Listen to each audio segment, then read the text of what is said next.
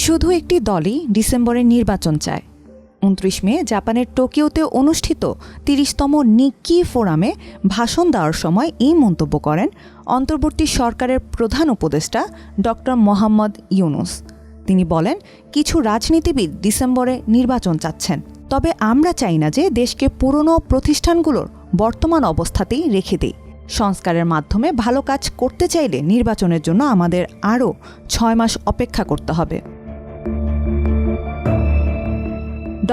মোহাম্মদ ইউনুস বলেন, নির্বাচন সেরে ফেলার জন্য অনেকেই বলছেন, কিন্তু সবাই বললেও শুধু একটি নির্দিষ্ট দলের মতো করে কেউ বলছেন না।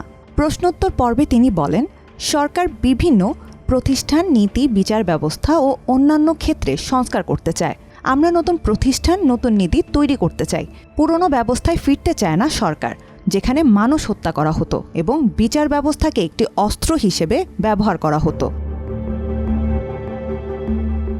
প্রধান উপদেষ্টা আরও বলেন, আমার কাজ হলো সংস্কার শেষে নবনির্বাচিত নেতৃত্বের কাছে দায়িত্ব হস্তান্তর করা। জাপানের প্রধান উপদেষ্টার এমন বক্তব্যের পরিপ্রেক্ষিতে বিএনপির স্থায়ী কমিটির সদস্য মির্জা আব্বাস অভিযোগ করেছেন, অন্তর্বর্তী সরকারের প্রধান উপদেষ্টা ড. ইউনুস নির্বাচন চান না।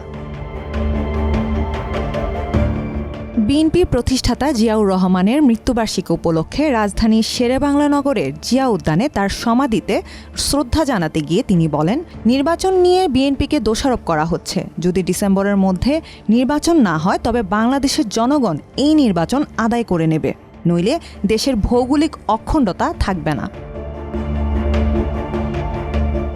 বিএনপির এই নেতা বলেন, জিয়াউর রহমান সংস্কার করার জন্য কখনোই বিদেশ থেকে কাউকে আমদানি করেন নাই, কিন্তু এই সরকার কিছু বিদেশি লোককে আমদানি করেছে সংস্কারের জন্য। সংস্কার করতে করতে তারা এমন জায়গায় চলে গেছে যে তারা আর নির্বাচন দিতে চায় না।